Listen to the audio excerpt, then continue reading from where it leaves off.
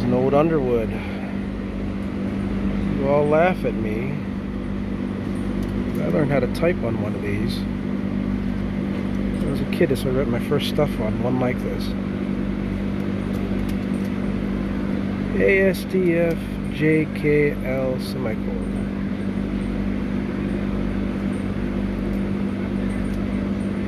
And G and H is right there.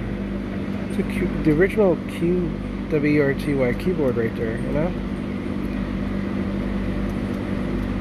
Interesting history on the man that actually came up with this type of keyboard. You can see, like, it really had a great space bar, handrest, cast iron, made to last. And I could get back into maybe I should just give up my phone. Maybe I should get back into this for $55. I could be back setting my margins with this, you know, get a ribbon for it, live old school, go off the grid, give up the phone.